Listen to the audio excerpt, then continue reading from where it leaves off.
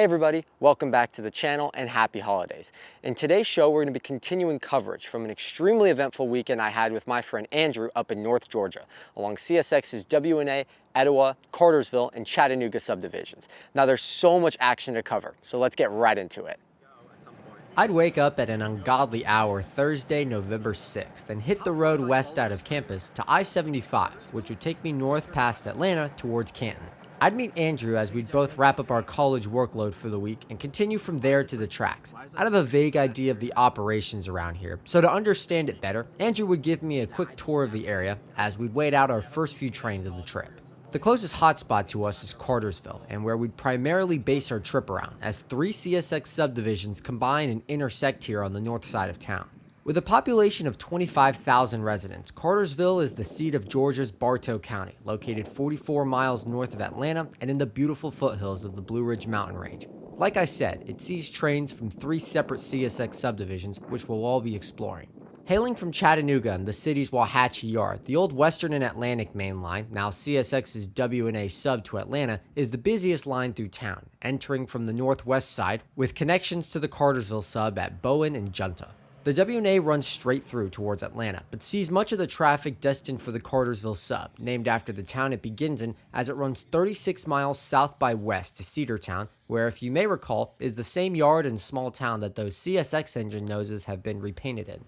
Although there's 2 connections to the WA main line, Control Point Bowen is the operational side, named after Plant Bowen, the massive power plant on the west side of town, which receives coal trains several times a week and unit trains of rock and gypsum, 2 operations that we'll cover in this video. The rest of the Cartersville sub sees local train service from the weekday L810 job from Cartersville and the occasional unit grain train to Cagle's farm mill at Rockmart.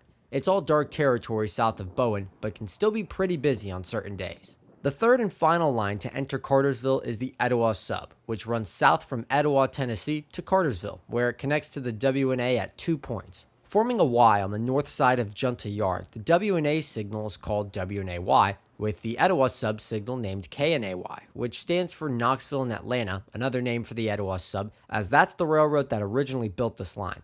The very south end of the Etowah sub is at Control Point Junta, which in total gives Cartersville 3 yards, Junta on the south side, North Yard in the middle, and Wyvern Yard on the north side of town. We do some driving around and start our day along the Etowah side at Wyvern, as we got a tip that CSX was running a work train of sorts this day, heading south out of Etowah and heading our way.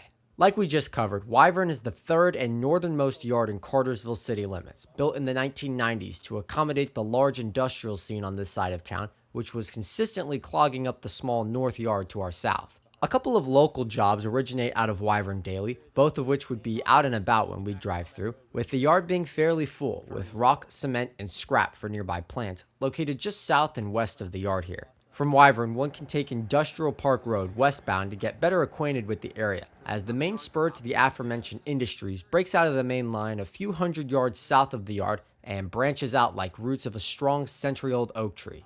The westernmost side of the spur ends at Trinity Rail, where large warehouses reside and where dozens of auto racks and other freight cars are built, repaired, and sometimes even repurposed. People's Way Road will take you right next door to the industry, but that's about the most you can see from public view, where we turn around and head back to the tracks. From miles around town, you can see the smokestacks of Plant Bowen, quite the busy power plant by today's standards, and certainly the heartbeat of industry and imports in Cartersville. We would turn our attention to the through routes, however, as our train from Etowah was knocking on the door just north of us, so that's where we'd go. Up US 411 we'd go to a spot north of Wyvern on the Etowah sub called Rydell. We're around milepost 409, where CSX maintains an ABS signal named after the area, and where the main line sweeps to the south on a curve overlooked by a local barn, painted with Rock City advertisement. This caught my attention, as Rock City is a couple hours north of us still, but remains one of my favorite spots that my family and I visited on camping trips years ago, and where we'd buy a red birdhouse that looked exactly like this barn. With that in mind, Andrew and I would stay here for the shot as that southbound enters the block from the north, lighting up the signal here with a high green. Compared to the occasional monotony of Florida trains these past few months, this first catch could not have started off our trip any better, as WO29 bends into view with a load of new railroad in tow.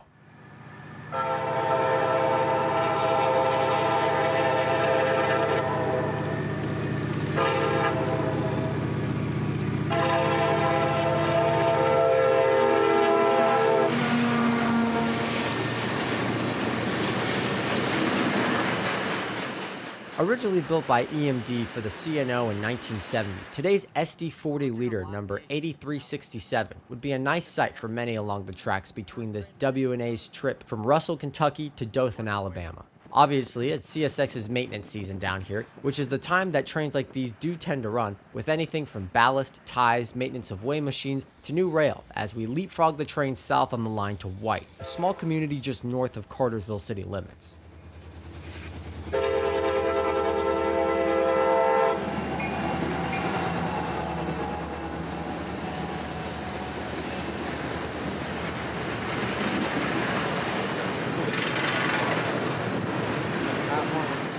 Next spot would be the hotel, as Andrew calls it, just a mile or so north of Wyvern Yard, hence that second track off to the left, the Wyvern Yard lead. Trains that work Wyvern tend to leave cuts of cars here, today being no different, as W029 is lined around on the main line, which will take the train through Wyvern and around North Yard, before joining the W&A sub in town at Junta.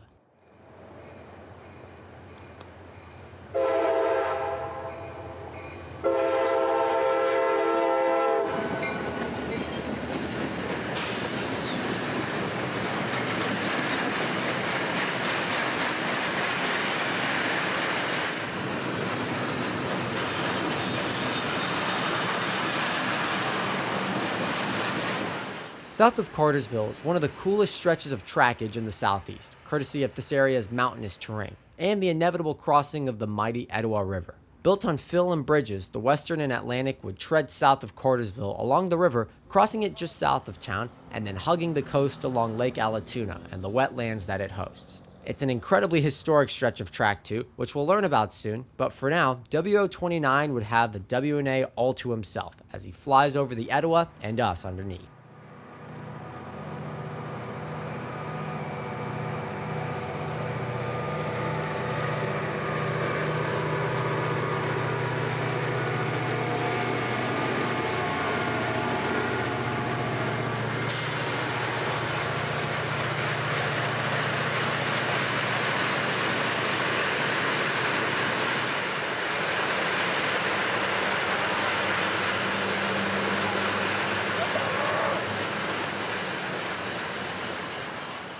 Like I said, this work train would have the main line all to himself as the crew eased their way towards Atlanta with their train of loaded rail bound for the Bow line at Dothan, Alabama. We'd break off the pursuit here, as not only does traffic south of Cartersville make it hard to chase anything, but another southbound of interest would be approaching from the north, this time on the W&A side of things. Running about twice a month nowadays, the W&A carries grain train G475 south towards Cartersville, symboled as a Kentucky to Rockmart loaded grain train that's interchanged to CSX from R.J. Corman in Bowling Green, Kentucky. Now, Rockmart is located about 20 miles west of Cartersville, along that Cartersville sub that runs to Cedartown. So we'd scurry over to the north end of the subdivision at the distant to Bowen signal on the Cartersville sub, as G475 would approach, diverging off the W&A at Bowen and coming right our way.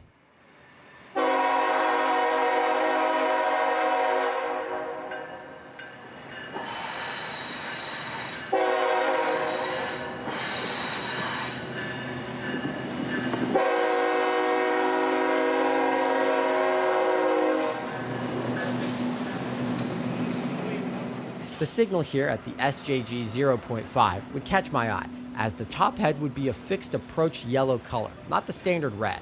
Since trains heading north up this sub towards the W&A can't get a clear indication at Bowen, the next signal up, an approach signal is guaranteed at the distance signal before. For instance, an approach medium here for a medium clear at Bowen, or an approach slow for a slow clear at Bowen. I love signals and why they're built and installed the way that they are, so this is fun to break down for me. But Andrew would remind me that we'd still have to deal with afternoon traffic on this side of town, so we'd get going as 475 continues to pass. South on the Cartersville a few miles is Ladd's, and Eco Energy's transloading yard. Receiving the occasional loaded ethanol train, the yard here is designed to compactly fit an entire ethanol train in its handful of tracks, all built around unloaders that will quickly empty the train in just a few days. Evident by the number of tank cars here, a loaded train must have arrived just days prior to this visit. There's tons of industry around here, including an 84 lumber just across the tracks and the monstrous plant Bowen looming behind. The sun would straighten out for us here as G475 passes by the many customer spurs around here as the crew notches up toward the plant.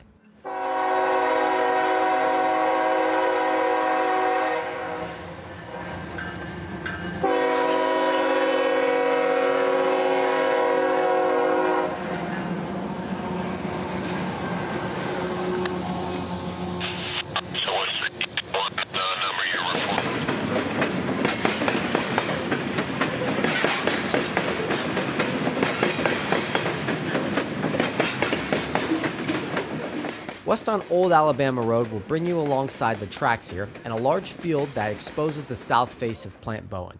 The sun would mostly work out here, so we'd give it a try along this lazy 2-lane road that carries the occasional traveler like the two of us this afternoon.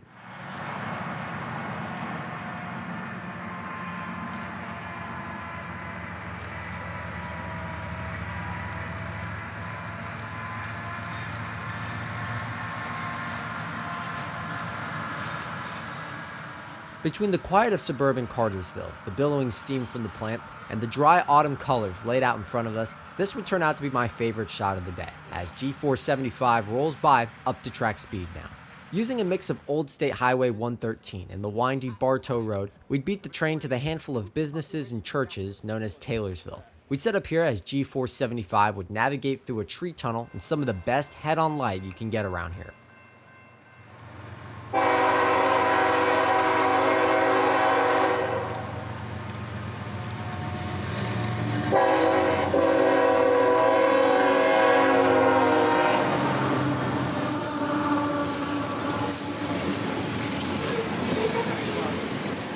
The next town up would be Aragon, which Andrew would bypass in order to beat the train to the entrance of the grain elevator at Rockmart. We're actually set up a couple crossings north from the balloon track, but considering that this portion of the subdivision only sees that local from Cartersville and these grain trains, we'd take what we could get and set up once more for G475 and his friendly crew.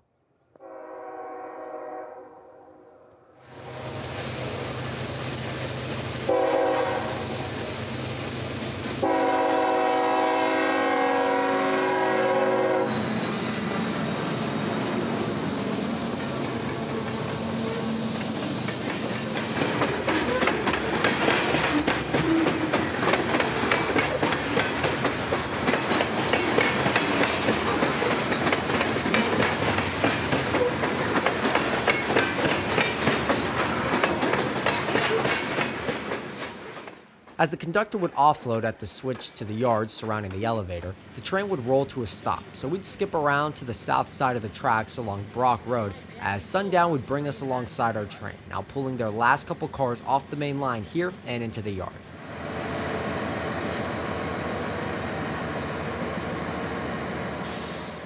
From above, you can see how hilly this region gets as we approach the Blue Ridge Mountains to our north.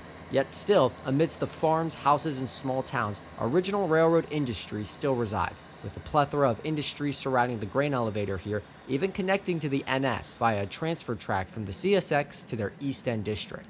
This area is by far one of the least documented, which is why we'd stick around as G475 completes his work at the mill by restoring all mainline switches and talking to the dispatcher before heading back to Cartersville via crew van. G47504, engine CSX 906, employee BK White, releasing all my authority on all tracks from the NAS Bowen Cartersville sub to the SGC 619.0. Alright, so thanks. You dispatch tracks for that. We'd watch the crew finally disembark from their train at sundown before continuing south down the Cartersville line and into Rockmart, where more history resides buried within the thick forests surrounding Harley Creek. Down Hutchins Mountain Road and through downtown will bring you to CSX's Y on the west side of town, as the north leg swings the subdivision back west as it straightens out for the last few miles of trackage to Cedartown. The crossing here is interesting for its original 8-inch crossing lights, steel post barrier, and the ever-rare teardrop mechanical bells.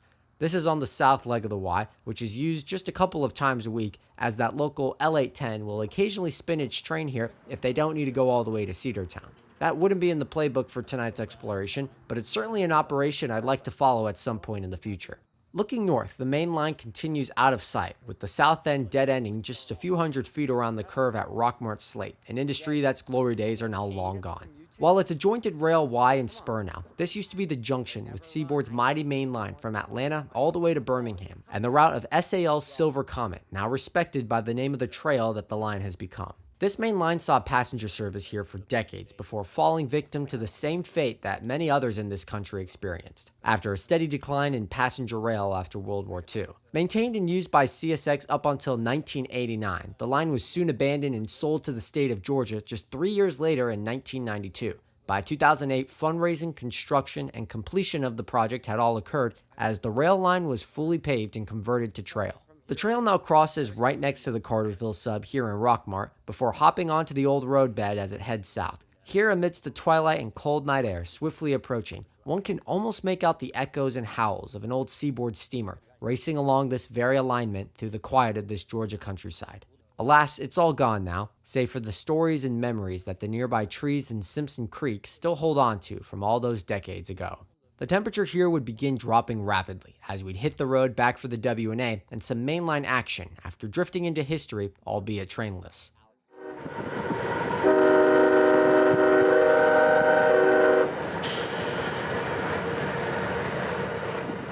North of Cartersville on the W&A is the village of Kingston, where CSX maintains a short passing siding and where Hall Station Road would bring us side by side to train E319, an empty shipment out of the plant at Cross, South Carolina, heading back north to Evansville and its Sugar Camp mine. We'd pace the E319 a ways before breaking off and beating it down this old 2-lane highway to Adairsville, the next town north, where a cozy downtown would provide some great light for this night as that empty coal train appears and enters the scene just moments later.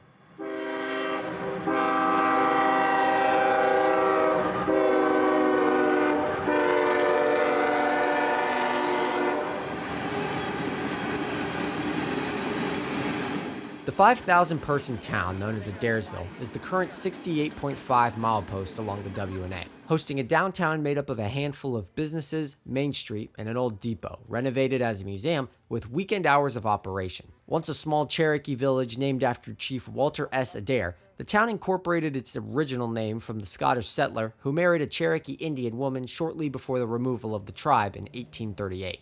Even after the controversial acts of President Jackson, residents of Adairsville still pay homage to their Cherokee foundation, soon enticing the Western and Atlantic Railroad to serve their village, ultimately bringing business, industry, and growth to the town. By the Civil War, Adairsville was a well-established borough and saw the passing of the famous Great Locomotive Chase of 1862. Although gunfire rang through the nearby valleys and mountains around Adairsville, downtown was never really damaged during the war, instead taking its first beating over a century later in 2013, when a late January tornado swept through, injuring dozens and forcing the town to rebuild much of its local business. Nowadays, you'd never sense destruction along such a quiet Main Street block, only active at this time of night by the railroad, as trains like M583 barrel south, with freight for Rocky Mountain out of Nashville.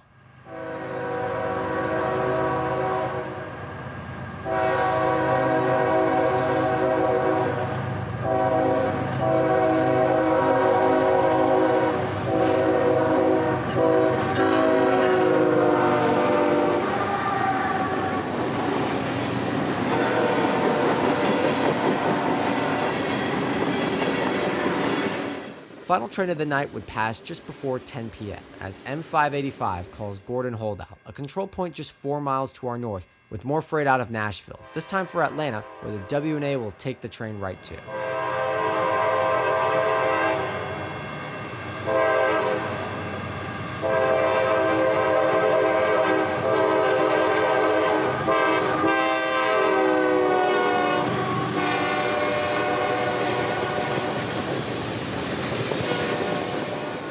'We'd head back after the 585 as we had a day along the Georgia Northeastern Railroad planned for tomorrow. Yet after that, we'd be right back along the W&A for some more evening action. Our eventful day along the short line would leave us north of Canton, and hearing action around Cartersville, we'd plan to intercept south of town at Emerson, where a sweeping S-curve resides in the middle of the town's namesake siding. US 293 will lead you into town and allow one to pull off and set up on the kudzu-riddled embankment of US 41's overpass, giving a swell vantage of the commercial side of town and the W&A as train M584 rounds the bend.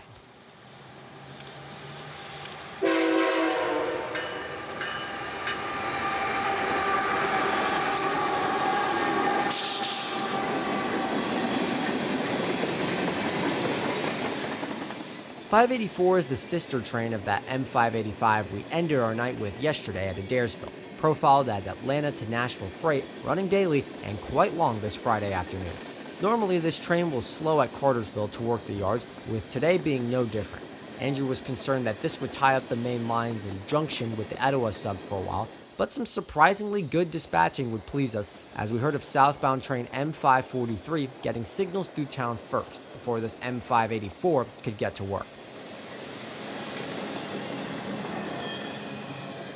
North a bit on that US 293 is that fill that flies the WNA over the Etowah River and where we caught that WO29 for the final time yesterday, now set up next to some uncannily bare and empty warehouse space on the west side of the tracks. Lighting here in the evenings is usually mediocre, but the overcast afternoon would take care of those woes as M543 calls a clear at River Holdout, a fairly historic signal along the southern section of the WNA. 4306, advance approach, southbound River.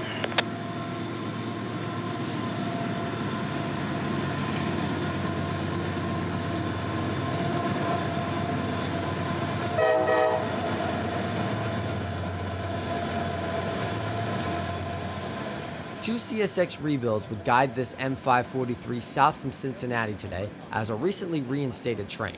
Profiled as a secondary section of train M541 from Cincinnati to Waycross, the M543 will usually appear around peak season as traffic demands increases. Hopefully it'll stick around and add some more traffic to this line, but for now, it would be getting in the way of yet another northbound out of Atlanta. Back south on 293, and we've relocated just north of that S-curve from earlier, now in downtown Emerson, at the north end of Emerson siding. Coming into city limits would soon be that M543 again, as the crew prepares to meet a red signal at the south end of the siding as northbound grain train G396 snakes into the hole here.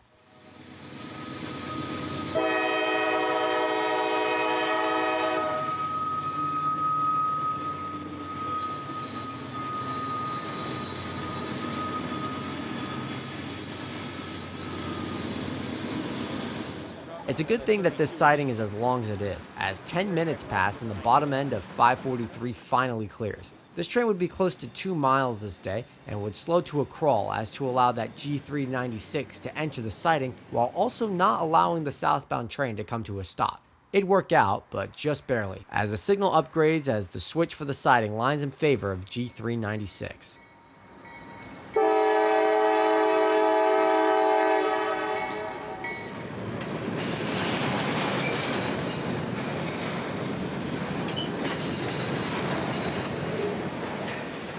396 would have another rebuild up front, this one being pretty fresh paint-wise, so here at Emerson we decide to follow the train up the WNA, which would turn out to be a good decision for us, as coming out of Plant Bowen would be empty coal train E302.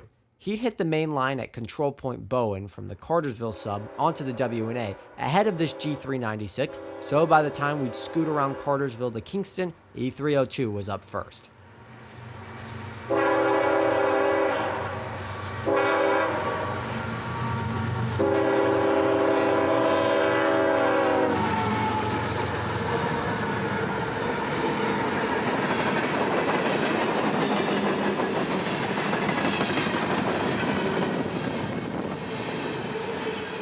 Once inhabited by Native American tribes, Kingston was built by settlers with their arrival in the early 1830s, naming the sprawl after Georgia Senator John Pendleton King.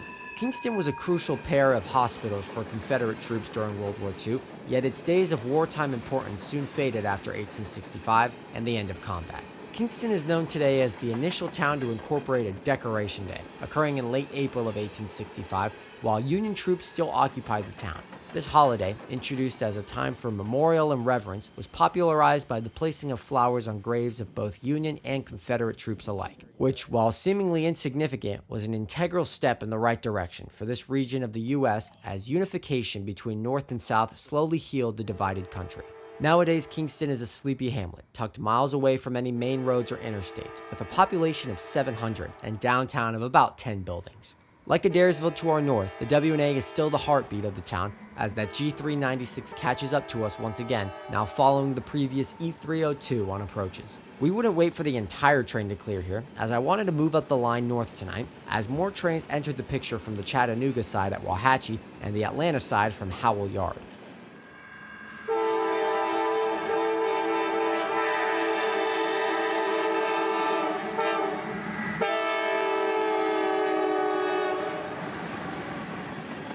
North from Kingston 9 miles and we're back at Adairsville, where about 30 seconds would await between our arrival and the trains, enough for a straightening of the tripod and a click of the record button. G396 is one of many grain trains that run around here on the WNA, as you'll soon see, this one hailing from Hamlet, North Carolina, en route to Evansville, Indiana. Since there's no straight east route from the mid-United States to the coast for CSX, trains like this G396 have to travel south to Atlanta before turning back onto this WNA main line towards Chattanooga. It's definitely not the quickest way to get from here to there, but CSX makes it work, as G396 continues with Greens to Resaca, where a southbound would already be waiting for him. Andrew and I would hang around Adairsville for a little bit longer before heading into the woods south of town at South End Martin Marietta. This siding was once built to also handle traffic to a massive rock quarry here, with the siding gaining its name from said industry. The quarry, support buildings, and Y are now long gone, with the name the only remainder of this once notable mainline customer. We'd move down here as train B433 would approach, led by another rebuild, number 7276, in charge of this one. South Martin Marietta, clear CSX 7276, southbound.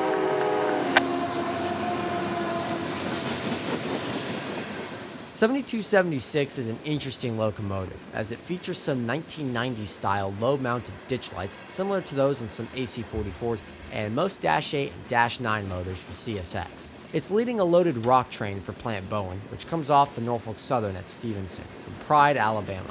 Up until the CSX, this train runs as NS Train 600, before getting resymboled to this B433 designation at the point of interchange. I'm not entirely sure where this rock goes within Plant Bowen, but it's yet another unit train for the Cartersville sub, and why those non-signal tracks stay pretty shiny. North from Martin Marietta we'd go, as WO96 would appear from the south, being another work train that would just appear on the radar. We'd beat it up I-75 to Resaca, where we'd get a little bit more light like Adairsville, which would be more than enough for these last couple trains of the night. Resaca, like many towns of this part of the state, shuts down for the night with the turning on of the streetlights evident by its calm but off-putting silence this Friday night as we wait outside the post office along the usually busy US 41. A gas station is about all that's operational at 9:06 p.m. this night, and yellow medium approach signal that would guide WO96 into the siding here profiled as loaded ballast from Atlanta to Chattanooga.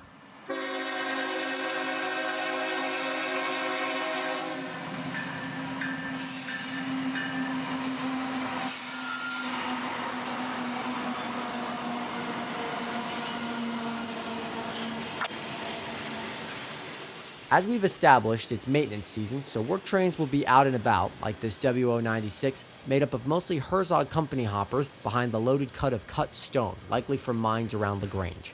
Meaning the WO96 here would be G437, loaded grain from Evansville for Ranger along the Etowah sub just north of Cartersville. This is one of those trains that'll use K&AY to turn north onto the Etowah sub from the WNA, and vice versa for the return run of empties back north.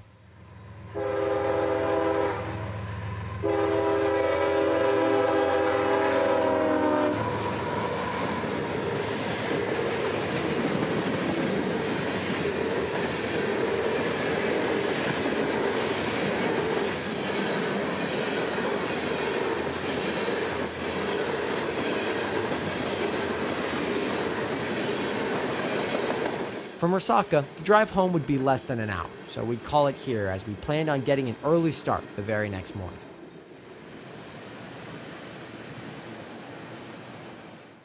Next morning, we're already moving north with the fog along the WNA once more, now at Tunnel Hill, Georgia. This spot is fairly well known for area rail fans for its easy access to the tracks and for the tunnel that the town derives its name from. It seems kind of crazy to think that a railroad tunnel is reason enough to name your city after it, but considering that it's the only operational railroad tunnel in the state and its rich history, it all tracks here for Tunnel Hill. Originally settled as the community of Doe Run, the borough was soon officially incorporated in 1848 when the town changed its name to Tunnelsville before finally becoming Tunnel Hill in 1856. Both names refer to the WNA's railroad tunnel, which cuts right through Chattanooga Mountain on the west side of town, dedicated on October 1849 by Etowah steelmaker Mark A. Cooper. Reminiscent of Kingston, Tunnel Hill became another hospital town during the Civil War, where Confederate troops could seek refuge and time to heal amidst wartime altercations. There's two tunnels here in Tunnel Hill now, with the right portal belonging to the original WNA. Like I said, it was constructed way back in 1849 and was the first major railroad tunnel in the state at 1,447 feet long. Renovated around 2000, it's now open to the public for historical tours as CSX maintains their own 1928 built tunnel just feet away to the left. An old signal still remains next to the old tunnel, now thrown on the ground for all to inspect, as safe train signals guard the south end of Tunnel Hill siding here in town. Looking north, we'd have a high green for something coming out of Dalton, so we'd move up the line a ways to the next siding north at Graysville. 14 miles north of Tunnel Hill is Graysville siding, where the north end sits directly atop the Georgia-Tennessee state border and our photo spot for the next couple of trains. Extending north from Chickamauga Creek to our south, Graysville isn't a terribly long siding by any means, but it would work for what we're doing today. We're just north of Ringgold on the WNA now, at milepost 121, as coming south and into Georgia is M583, running on approaches as the dispatcher has lined up a meet here with northbound train I-196. Approach North Graysville, main to main, M583 south.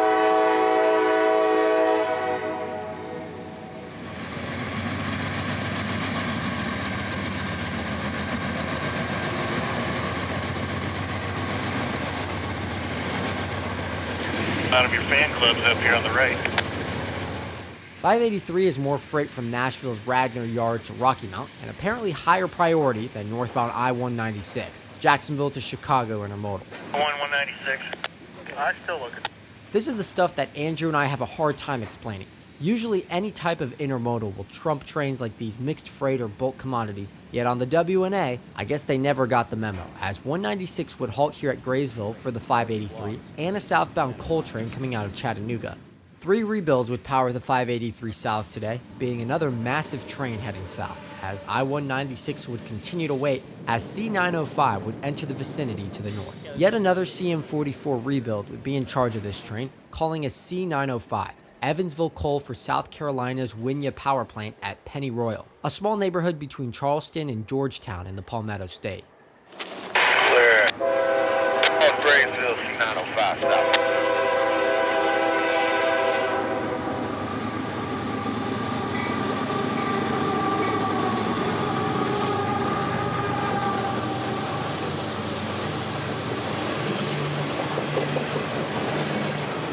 Of note on today's C905 would be the mid-train DPU in the form of CSX 1853, the New York Central Heritage Unit, which would get assigned to this job up north and find its way down on the WNA in some great morning light.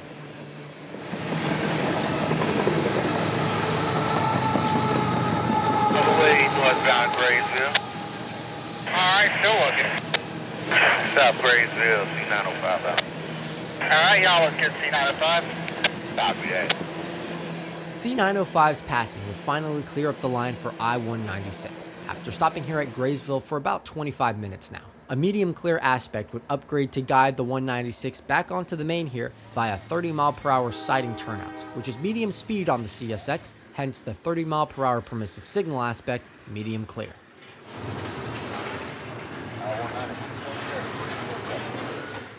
North on the WNA another 20 miles and you'll reach Chattanooga and the massive railroad scene that surrounds this valley town. We take the highway into town and immediately get to exploring with the drive up Lookout Mountain and a visit of the Incline Railway. Initially opening in 1887, the Incline Railway at one point ran 2 lines for a few years, with the current tracks beginning operation in 1895, which, due to its resounding success, was the reason that the initial line was closed in 1899. Until 1911, the railway used wooden cars powered by steam engines within, but would turn to electric power soon after the turn of the 20th century, as it continues to utilize today, including the ever-important cables, which are actually designed, made, and supplied by the same company in charge of the Brooklyn Bridge. Chattanooga used to be a familiar area for me, as my family and I would camp up here all the time, giving us time to explore the town, see Rock City, and ride the incline a few times. All these years later, it would be great to come back and re-explore this beautiful area, only more scenic than ever thanks to the peak fall colors down here. From the top of the incline, one can see pretty much all of Chattanooga, including Norfolk Southern's massive DeButts Yard in the distance, currently getting bypassed by CSX train M582. One can get down here along the WNA at the infamous Coffey's Cliff, although we wouldn't venture down there today. We had more to see now on the north side of the mountain after a short hike down to an opening in the trees that overlooks CSX's Wauhatchie Yard. Andrew and I would find a beautiful spot where the tourists can take their share of photos of the mountains and Tennessee River, and where we rail fans could scope out a couple of trains way down below. Here from Lookout Mountain, you can see the entrance to Wauhatchie Yard to your left, with Control Point Wauhatchie just to the right of that. Anything past there is the W&A, and where train M585 can be seen backing his train into the yard, as I-154 gets going southbound from his halt around the yard.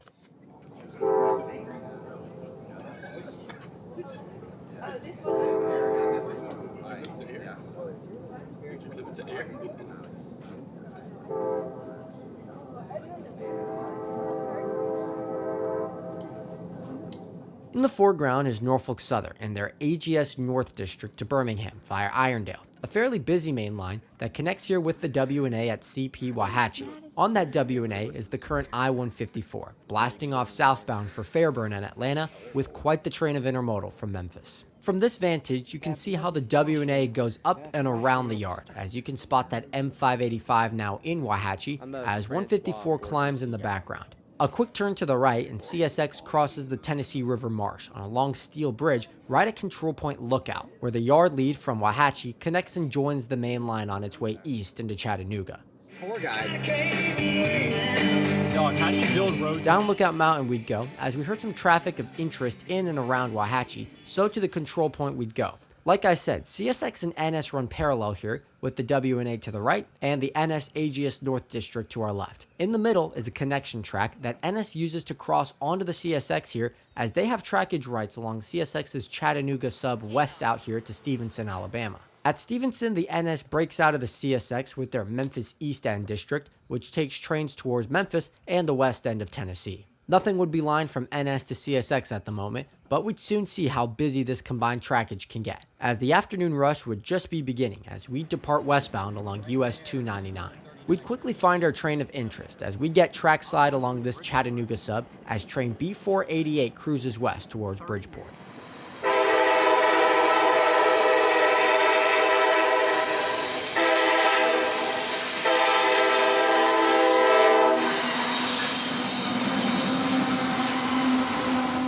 If you can't tell, this power set is the same one from last night's B433, that loaded rock train we caught at South End Martin Marietta, bound for Plant Bowen. Well, like I mentioned a while ago, Plant Bowen, in addition to the coal and rock unit trains, will also ship out the occasional loaded gypsum train, which is what we're looking at right now. Since the last power set to arrive at the plant was off last night's rock train, it was immediately assigned to lead this gypsum train out of the plant northbound just hours later, symboled as B488 to Bridgeport. Out of Bowen, the train would run as B488, before getting to Wauhatchie, where a local crew would step aboard and where the train would switch to the crew's local symbol, that being U461. The U is in place for L, as L461 is a Wauhatchie local train symbol, now using that U prefix to denote its alternate schedule, service design, or extra weekend run today. Bridgeport would be up next, where the Sequatchie Valley Railroad resides, an 11-mile short line that runs north from Bridgeport to Jasper, Tennessee. They have a roster of 2 GP15ACs, an SW1500, and an MP15AC, which they use to serve the 7 online customers that this old branch line still hosts. Today's gypsum train would be for the Little Short Line, interchanging with the Sequatchie Valley Railroad here at the depot and Short Line headquarters. A single engineer would be all the Short Line would provide for this gypsum train, as he'd hop on board as CSX would disembark and take a bus back to Chattanooga. B488's train is destined for United States Gypsum, just a couple of miles north on the Short Line. So we'd follow the train up to the plant, as it's not every day that this line sees these trains, especially in such wonderful afternoon light.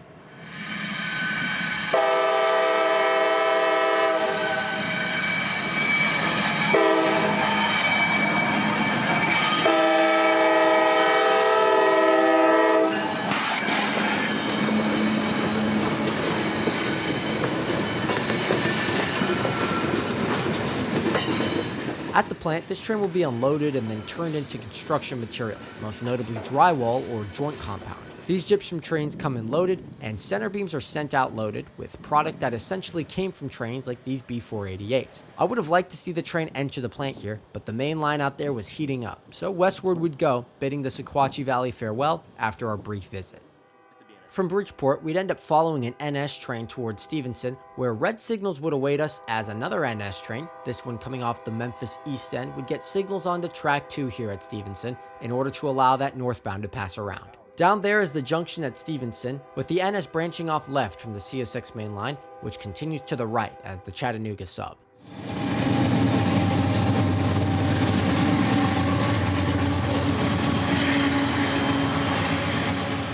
We're not sure what symbol this NS Autorack train was, but it would become CSX train Z607 when it would hit Stevenson, as it's a foreign train on these CSX tracks, hence the Z symbol. It would be meeting that NS northbound right here, so Andrew and I would decide to head down the line a bit to catch that NS train at speed, calling it Z720.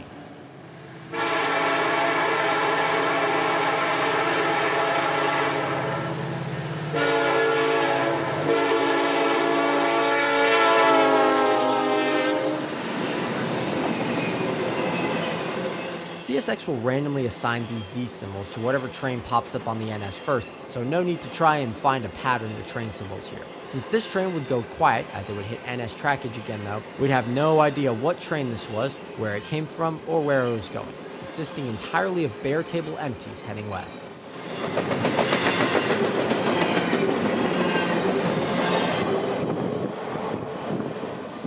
From the NS, it would be a mad dash back east, as CSX would be following this NS train at Stevenson with a train of their own, calling it M582 from Rocky Mount.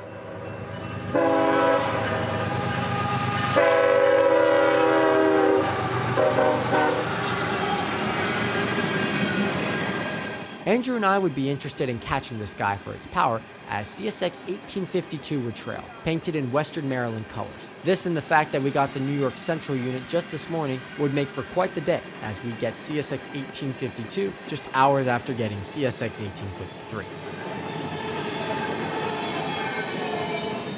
Just a mile back up US 117 and we're back in Stevenson, this time not under the pressure of the railroad, as I wanted to hop out and see the small but important historical city district. The depot here, originally built in 1852, soon became the foundation for the current 1872 construction, as the first installation here was destroyed during the eras of violent Civil War days. Incorporated shortly after the end of war in 1866, Stevenson's railroad presence quickly became and was maintained as the heartbeat of the town, as both depot and next-door hotels stayed in operation well into the 20th century, and all the way up to 1976, when the final railroad office moved location further east. Although the depot and the hotel would be added to the National Register of Historic Places in May of 1974, it would still take a group of historical activists to save the old structure from demolition, with the final dream becoming a reality in 1982 when the downtown depot was opened as a city museum, as it stands today. Standing here amidst a golden coating of evening sun, one can imagine what a busy junction this once was, between two crucial southern freight routes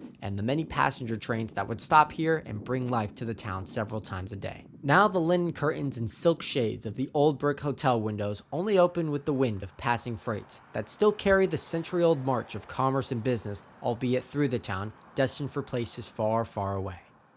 East on CSX towards Chattanooga is Control Point Alatuna, where we get back into the midst of the evening rush alongside one of those 4 Sequatchie Valley Railroad engines stationed here on the tail track that extends out of the main line just to our west. The siding here has CP Alatuna on the south end and CP Hale on the north end, providing plenty of room for that UP-powered autorack train to get out of the way for NS Train 287, calling signals on this CSX trackage as Z35008.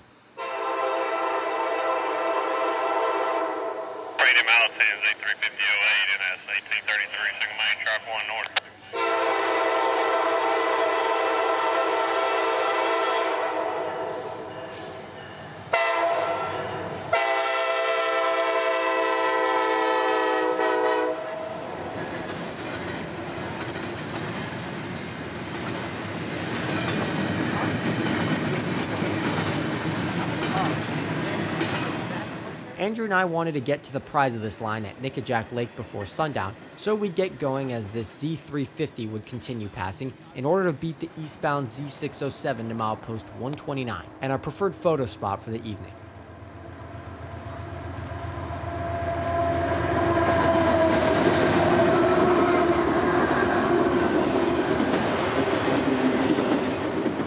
This portion of the Chattanooga sub continues just feet away from Nickajack Lake, as it hugs US Highway 156 on the south side of the water, although at this section, it's actually flanked by Nickajack Cove to our south. It's by far one of the coolest stretches of railroad in this part of America, and even though it's well known by now, it would still be a must-go stop for me, as we'd relocate up the line a mile or so, as local train L463 would approach right at sundown.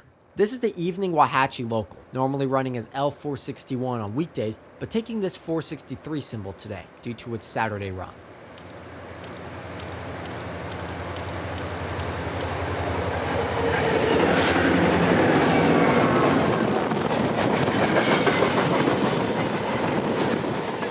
A trio of EMD road switchers would power this train as the crew begins their night of switching anywhere between here and Sherwood, Tennessee, including line-side customers and interchange traffic with the short line at Bridgeport. Clear 139, track 2, I 155 away. Last train of the night would show its face at twilight under the OOJ 139, an ABS signal just outside of Chattanooga on the west side. Our train is I-155, and only seen after a steep hike up the mountain, one that climbing up was, let's just say, a much easier task than safely coming back down. You live, you learn, and I think Andrew and I are tougher for it. So bad,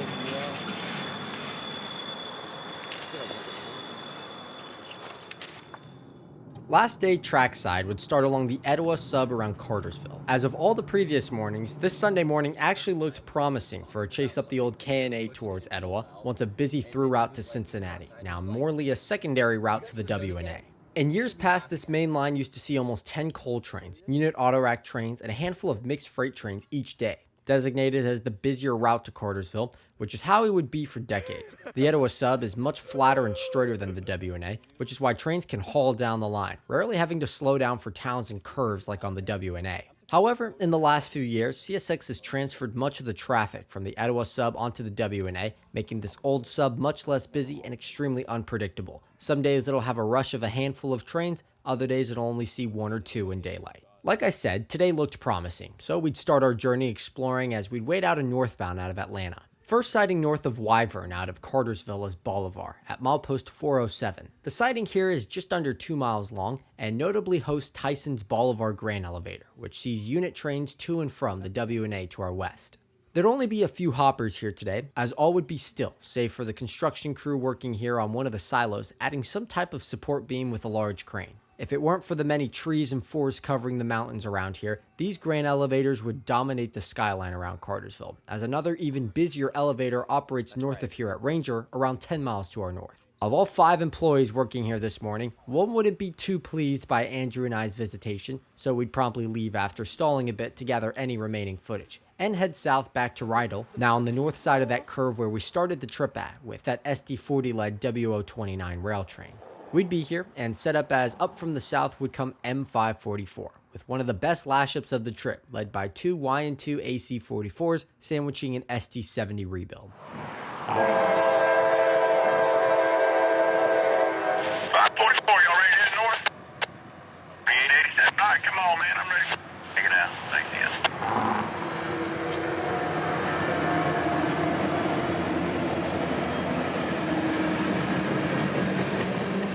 We'd planned to chase the 544 from here, so we'd hop onto US Highway 411 northbound, quickly catching up to the locomotives again by Bolivar, where a meet would be set by the dispatcher as M543 approaches from the north. 422 north, medium approach, South Bolivar, M544 out.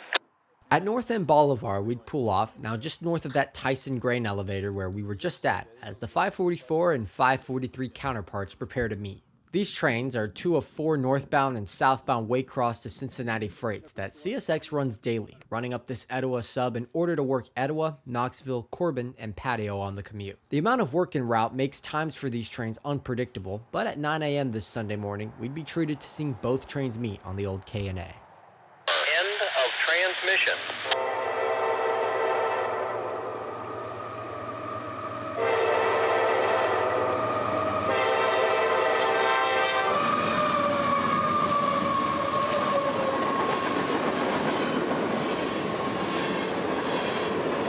M543's 3 engines would power the train south, as M544's crew would look over their train, with switches and signals lining and upgrading with 544's departure just moments later.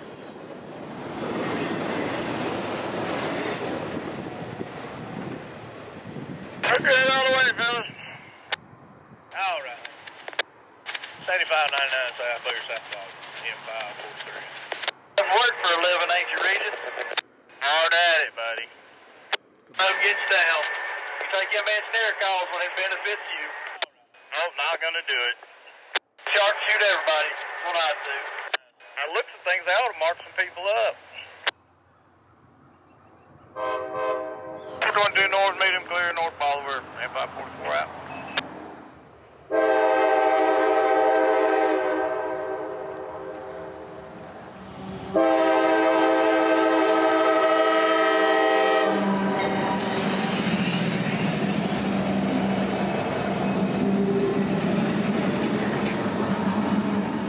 Although we'd lose sunlight here, the cold temps, cloudy skies, and falling leaves would really make for the perfect autumn scene, as 544's YN2 leader tugs his train from Bolivar and back onto the main line. North on the line, Fairmount is the next settlement on the Etowah sub, and a speed trap for those not aware on the parallel US 411. With speed limits dropping from 55 down to 35 in a matter of a half a mile or so, we'd beat the train here, but just barely, forcing us to continue north to Ranger, a few miles north, where 544 would be highballing now.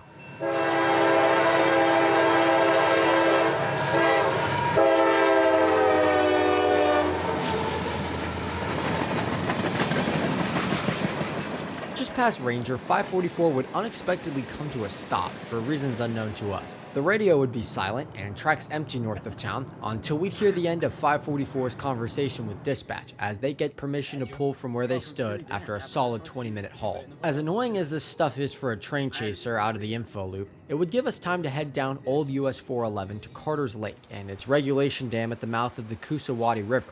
We're on the north side of the community of Oakman, where CSX maintains an old through-truss bridge span over the Coosawaddy, our preferred photo spot for the speeding M544, who'd now be approaching, crossing the Little River on the old rusted span.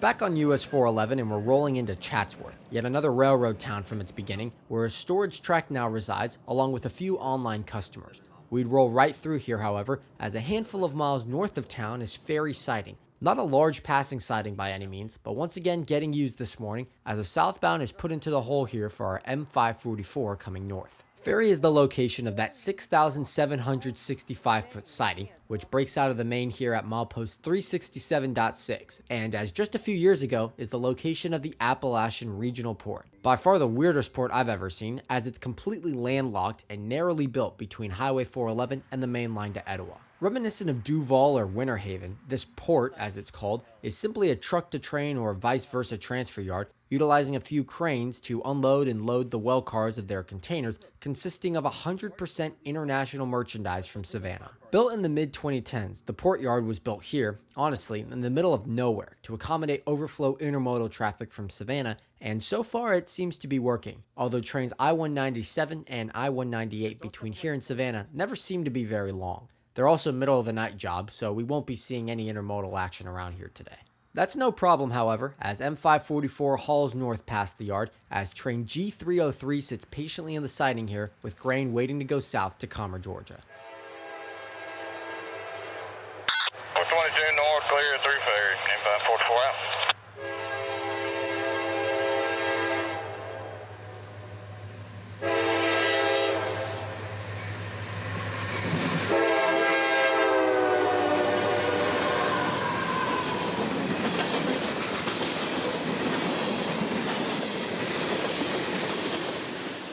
Although the siding is just over a mile long, CSX maintains both ends of it with 30-mile-per-hour switches, so G303 would promptly receive that medium clear signal once the switch at the south end was lined for his movement back onto the main line.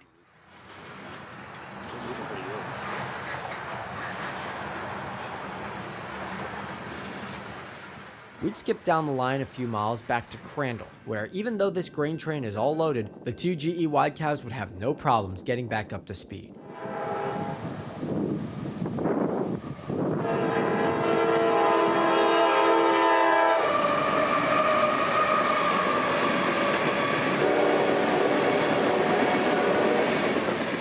Back down Old 411 we trek, as just south of the river and bridge that we caught that M544 at earlier this morning, there'd be a heavenly wooded crossing that looks quite nice in the noontime light this day, with some peak fall colors framing our grainer.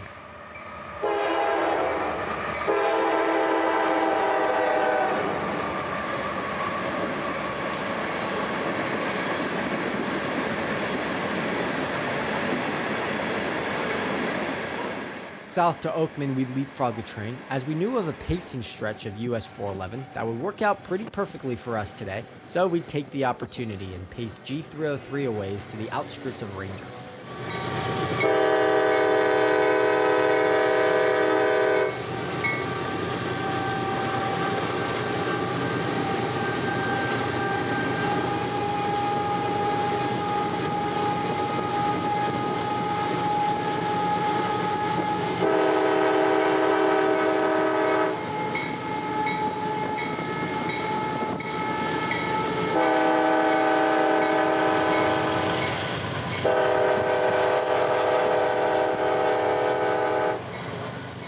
If you recall, the last train we saw 2 nights ago back at Resaca was loaded grain train number G437. That train, led by 2 GEs, was bound for here, Pilgrim's Pride at Ranger, and our next spot to catch that G303. At one time, this grain elevator was located along the Georgia Northeastern Railroad at Holly Springs, but it was moved here to Ranger so that CSX could serve it with bigger traffic volumes. In the background, you can actually see those hoppers from G437 moving around back there, as Pilgrim's Progress unloads their newest shipment of grain as product for the competition at Commer rolls by the front door on the main line.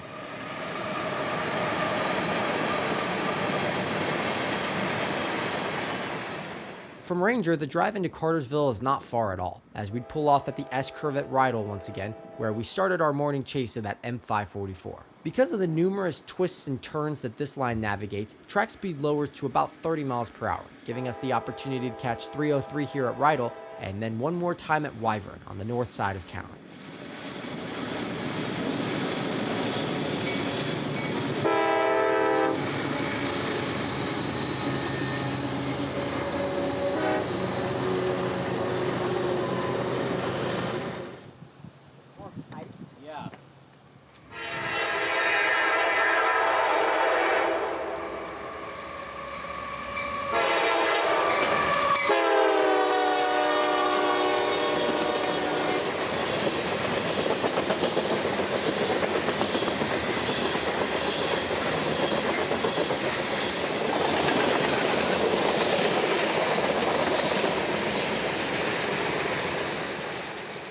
South from Wyvern is North Yard, where Wyvern siding connects to the main after coming out of the yard's south end. The siding, at 12,750 feet, technically ends here at CP North Yard, although the second track continues south into North Yard as a yard lead, nicknamed the Long John by area crews. This connection to North Yard to the south and Wyvern to the north was once crucial in the busy days of this Etowah main line, as yard jobs and local trains alike could transfer between yards all day long without ever entering the main line, a main line that at one point was consistently occupied by through trains of all types. The yards are still a busy place, as Y130 switches North Yard with the solo CM44 rebuild. From the Porter Street overpass here at North Yard, one can stare into yard operations below and catch trains coming around the KNAY. That's this track to the right that swings the Etowah sub onto the WNA. Not used by many trains, the Y is still crucial for grain trains like that G437, as it would come south down the WNA and then take this connection track onto the Etowah sub northbound to access Ranger up the line.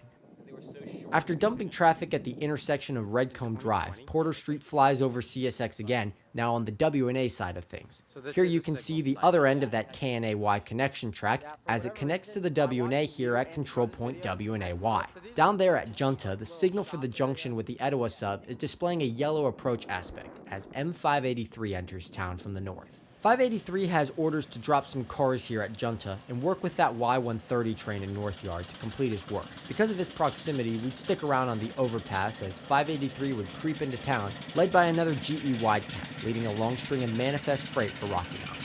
It would take 583 a little under an hour to complete his duties here, so we'd head south into Cartersville for some lunch and wait out the train as dispatch gives them signals to head back south towards Atlanta. Andrew was hesitant to come here as the town has recently become a quiet zone, which for him and me both is a huge turnoff when finding spots to film trains at. But we'd relax here and end up catching 583 pulling south today with a very friendly crew.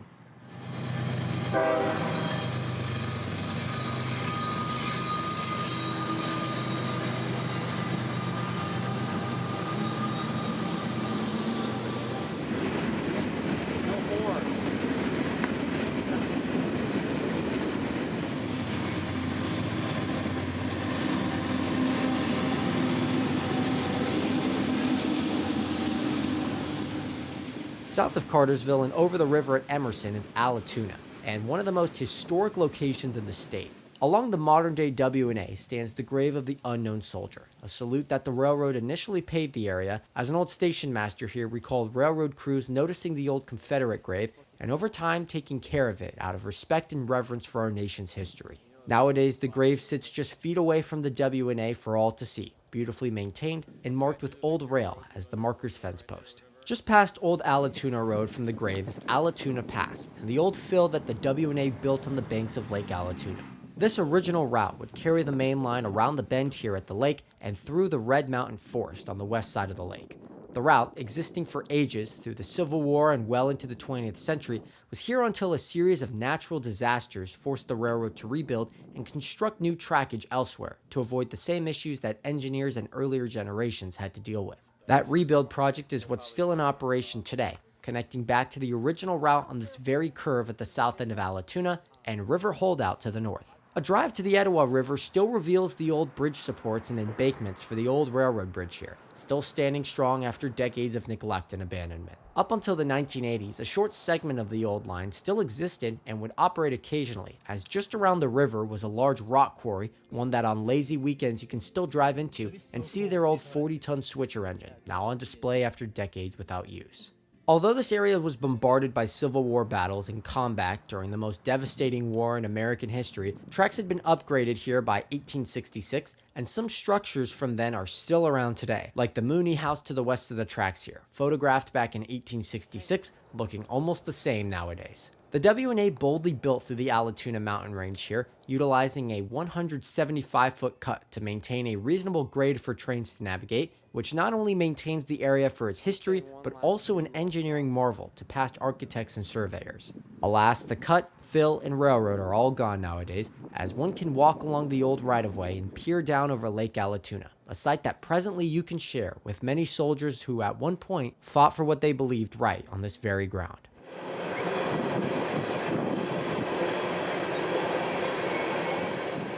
Sunset would fall upon us as we'd find empty coal train E319 rounding the curve at River Holdout, as new construction meets old as the W&A straightens out on its way into Cartersville. North we'd go behind the E319, but we wouldn't make it far before a southbound would make us pull off just south of Martin Marietta, where I-154 would appear after going into the siding to wait for this coal train to clear.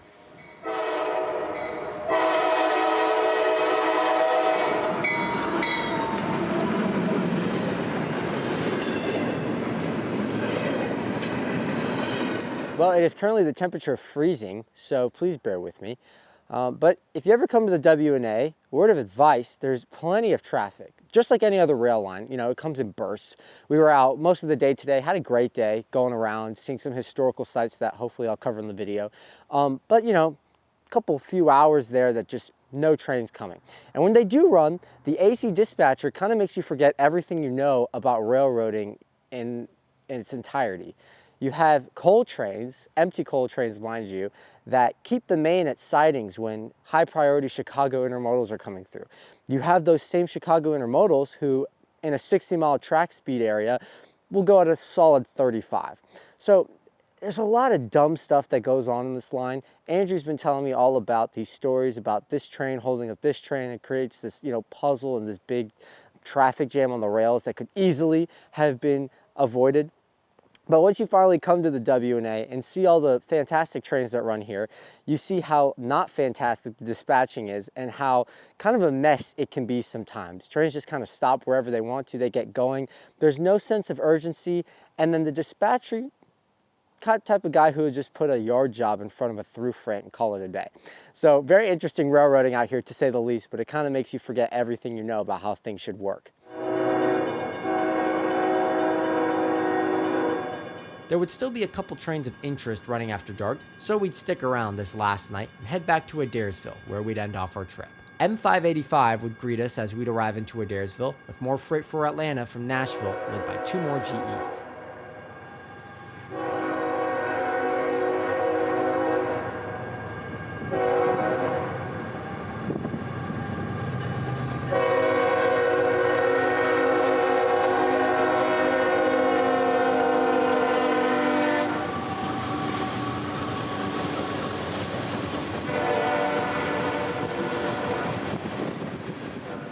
Andrew and I would leave for dinner and return to the tracks with green signals just about an hour later, now around 8:30 p.m., as I-195 would call clears in the distance with an SD70 leading solo. There's certainly a lot of these running around nowadays, as we saw back from Halloween, but for whatever reason, the W&A never got the memo, as we'd finally catch an SD70 leading on the last night of our trip.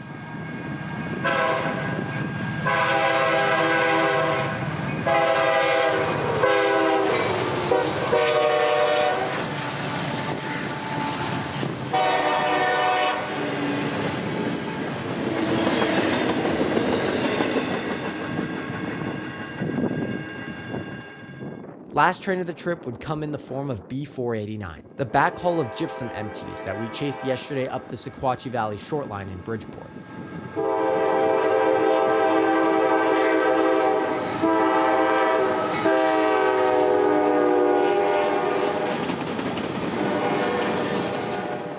The next morning, I leave for Jacksonville once again, after one heck of a trip up here and one heck of an adventure. Thank you again to Andrew and his family for making it happen. I can't wait to come back and find more history, cool spots, and new operations like these gypsum trains. The W&A tends to get a bad rap by many, but this weekend it would treat me just fine, which I hope you all gathered from this lengthy production. I'm 19 pages into my script at this point, so I think now is a good time to sign off and bid farewell. I hope you all enjoyed this one, and I hope to be back out trackside very soon. But until that day comes around, happy Thanksgiving and happy holidays. This is Christian from Multicolor Films. End of transmission.